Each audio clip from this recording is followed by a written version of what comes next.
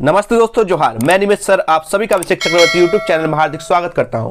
Class 12 के students के demand को देखते हुए मैं आज इस वीडियो के माध्यम से क्लास 12 के इंग्लिश कोर के फ्लैमिंगो बुक से chapter 2 lost spring stories of stolen childhood के top 5 important subjective type questions करवाने वाला हूं। ये सारे क्वेश्चन जैक की तरफ से बहुत बार पूछे गए हैं। सही बात बोल रहे दोस्तों, ये सारे के सारे क्वेश्चंस जैक की तरफ से बहुत बार पूछे गए हैं और आप लोगों के आने की संभावना भी बहुत ज्यादा है। तो शुरू से अंत तक इस वीडियो में बने रहिए और जो भी स्टूडेंट्स इस चैनल पर पहली बार आए हैं वे जल्दी से इस चैनल को सब्सक्राइब कर ले ताकि आगे की वीडियोस की नोटिफिकेशन सबसे पहले आप तक पहुंचे। और आप सभी को इस वीडियो को लाइक करना है और सभी दोस्तों को भी शेयर कर देना है, ठीक है। चलिए ये काम आप लोग फटाफट कर दीजिए और जितने भी लाइक्स और कमेंट्स देखने को मिलेंगे मैं समझूंगा उतने ही बच्चे को इंग्लिश कोर की जरूरत है, इंग्लिश कोर का डिमांड है, ठीक है। तो जरूर से जरूर जितने भी बच्चे हैं जिनको इंग्लिश कोर का डिमांड है, जिनको जरूरत है, ठीक है, वो सारे नीडी बच्चे आप लोग जरूर लाइक करें और कमेंट करें, ठीक है। तो चलिए दोस्तों बिना देरी के वीडियो को शुरू करते हैं।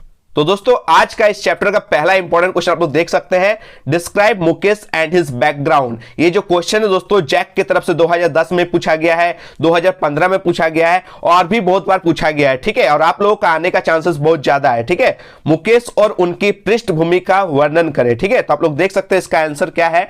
Mukesh belongs to a family of bangle makers in Firozabad, ठीक है। मुकेश जो है फिरोजाबाद में चूड़ी बनाने वाले परिवार से बिलोंग करते हैं। याद रखिएगा किस परिवार से दोस्तों? चूड़ी बनाने वाले परिवार से, ठीक है।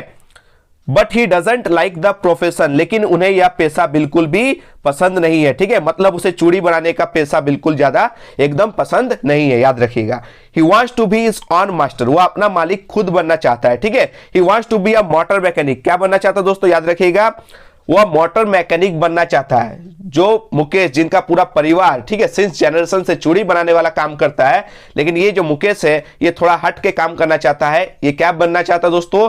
एक मोटर मैकेनिक बनना चाहता है, ठीक है। He is determined to achieve his goal, he is prepared to go to a garage and learn his work, he is quite practical and realistic, ठीक है।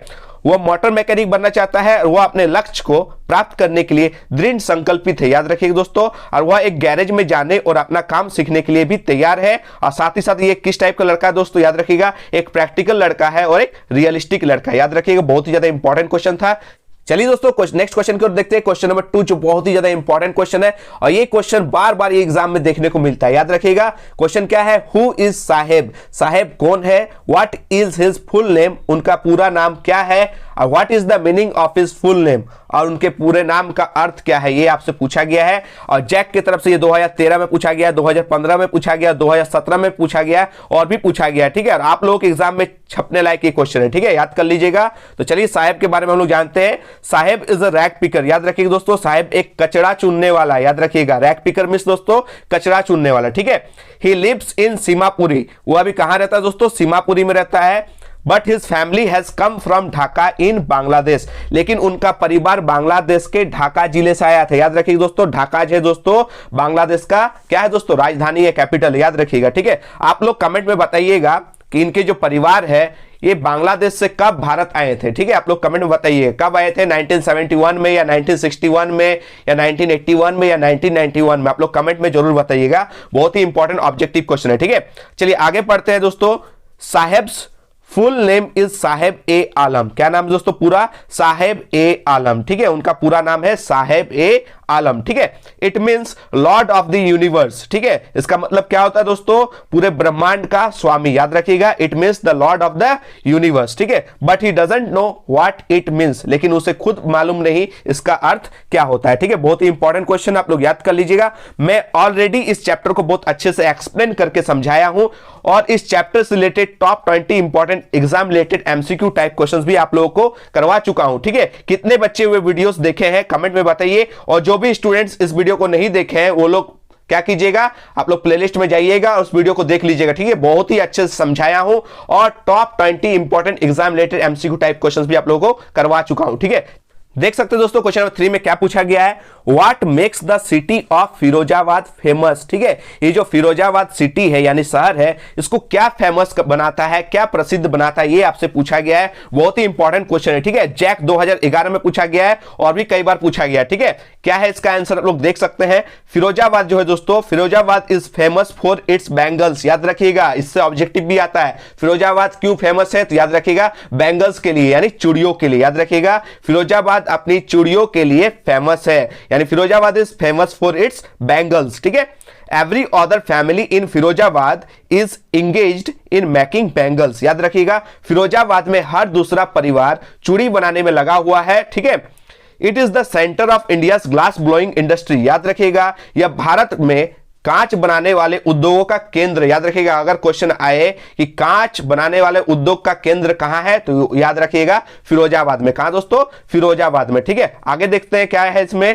Families have spent generations working around furnaces and making bangles for all the women in India. याद रखिएगा, परिवारों ने भारत में सभी महिलाओं के लिए भट्टियों के आसपास काम करने और चूड़ियां बनाने में पीढ़ियां बिताई। याद रखिएगा, पीढ़ियां मतलब दोस्तों जनरेशंस। ठीक है, क्योंकि ये जो फिरोजाबाद के जितने भी फैमिलीज है वो सिंस जनरेशन से क्या बनाते हैं दोस्तों, बैंगल मेकिंग यानी चूड़ी बनाने का काम करते हैं। ठीक है, और महिलाओं के लिए, भारत के पूरे महिलाओं के लिए इन्होंने क्या किया दोस्तों, कांच की भट्टियों में यहां पर काम किए हैं और महिलाओं के लिए चूड़ियां बनाई है। ठीक है, याद रखिएगा, बहुत इंपॉर्टेंट क्वेश्चन था। ठीक है, कितने बच्चे चैप्टर 1 यानी द लास्ट लेसन के 6 इंपॉर्टेंट सब्जेक्टिव टाइप क्वेश्चंस को याद कर लिया है, कमेंट में जरूर बताइए। ठीक है, और जो भी स्टूडेंट्स चैप्टर 1 यानी द लास्ट लेसन के सब्जेक्टिव एंड ऑब्जेक्टिव वाले वीडियोस नहीं देखे हैं, वे लोग देख लीजिएगा, बहुत ही इंपॉर्टेंट वीडियो है दोस्तों।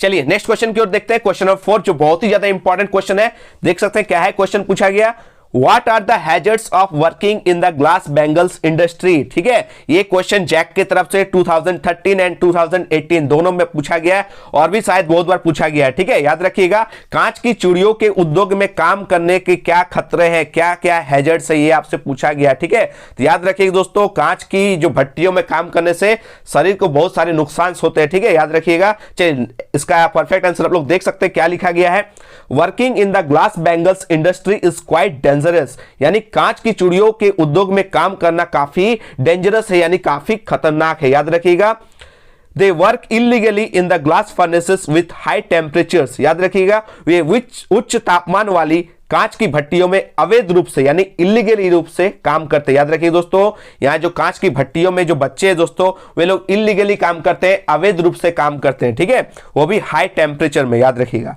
दे are expose to all health hazards. ठीक है, वे सभी स्वास्थ्य जोखिमों के संपर्क में है। याद रखिएगा, आगे देख सकते हैं क्या लिखा गया है, they work in dingy rooms with no windows and outlets for fresh air. ठीक है, that is why many of them end up losing their eyesight before they become adults। याद रखिएगा, ठीक है, वे लोग क्या करते हैं दोस्तों, गंदे कमरे में काम करते हैं। याद रखिए दोस्तों, डेंजी रूम्स मतलब गंदे कमरों में। ठीक है, जिनमें ना ही ताजा हवा आती है, ना ही क्या आती है दोस्तों, fresh air and fresh light आती है, कोई भी खिड़की नहीं होती है, कोई भी आउटलेट नहीं है। ठीक है, इसी कारण दोस्तों that is why many of them end up losing their eyesight before they become adults. बस यही कारण दोस्तों, उनमें से बहुत सारे एडल्ट होने से पहले ही यानी जवान होने से पहले ही क्या हो जाते हैं दोस्तों, अपनी आंखों की रोशनी खो देते हैं, यानी ब्लाइंड हो जाते हैं, अंधे हो जाते हैं। बहुत ही इंपॉर्टेंट क्वेश्चन था, आप लोग याद कर लीजिएगा। चलिए दोस्तों, आज का लास्ट क्वेश्चन देख सकते हैं, क्वेश्चन नंबर 5 जो बहुत ही ज्यादा इंपॉर्टेंट क्वेश्चन है और एग्जाम में आने की चांसेस बहुत ज्यादा है। ठीक है,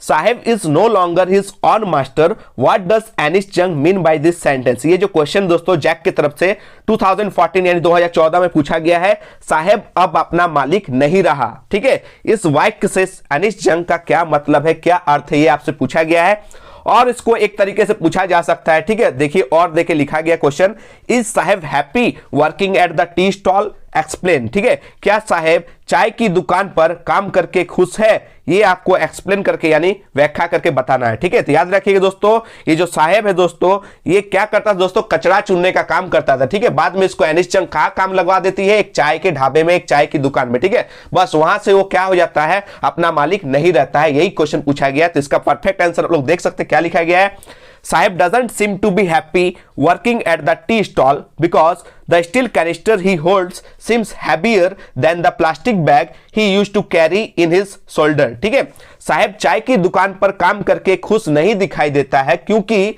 उसके हाथ में जो स्टील का कैनिस्टर है वह उस प्लास्टिक बैग से भारी लगता है जो वह अपने कंधों पर ढोता था। याद रखिए दोस्तों, वो जो प्लास्टिक बैग लेकर जो रैक पिकिंग के लिए निकलते थे, कचरा चुनने के लिए निकलते थे, वो बैग उसको हल्का लगता है बजाय किसके दोस्तों, एक स्टील कैनिस्टर जिसको पकड़ के हुए चाय देते हैं वो ज्यादा भारी लगता है। इसका रीजन सिंपल है दोस्तों, इसका रीजन क्या है, the bag was his but the canister belongs to the owner of the shop. ठीक है, वो जो बैग दोस्तों वो उसका खुद का था। ठीक है, वो उसे पटके या जहां रखे कोई कुछ बोलने वाला नहीं था। ठीक है, क्योंकि वो खुद का मालिक खुद था, वो प्लास्टिक बैग उसका था। ठीक है, लेकिन ये जो दोस्तों कैनिस्टर है ये दुकान के मालिक का है, ये चाय के दुकान के मालिक का है। ठीक है, अब ये कैनिस्टर इनके हाथ से छूट जाएगा या गिर जाएगा तो इससे डांट सुनना पड़ेगा, मार खाना पड़ेगा। किसको दोस्तों, साहेब को। इस तरह दोस्तों साहेब अब अपना मालिक नहीं रहा। ठीक है, in this way Saheb is no longer his own master. इस तरह साहेब अब अपना मालिक खुद नहीं रहा। ठीक है, तो आशा करते हैं दोस्तों आज का यह वीडियो आप लोगों को अच्छे से समझ में आ गया होगा। ठीक है, अगर यह वीडियो आप लोगों को थोड़ी सी भी हेल्पफुल लगती है, इंफॉर्मेटिव लगती है तो इस वीडियो को ज्यादा से ज्यादा दोस्तों के बीच शेयर करें, लाइक करें और कमेंट करें। ठीक है, और जो भी स्टूडेंट्स ऑब्जेक्टिव टाइप क्वेश्चंस का सेट 2 वाला वीडियोस नहीं देखे हैं वो लोग देख लीजिएगा क्योंकि बहुत ही ज्यादा इंपॉर्टेंट क्वेश्चंस का कलेक्शन है उसमें। ठीक है, तो दोस्तों बहुत ही जल्दी मिलते हैं एक नई इंपॉर्टेंट क्वेश्चंस के साथ, वीडियोस के साथ। तब तक के लिए दोस्तों धन्यवाद, जय हिंद, वंदे मातरम।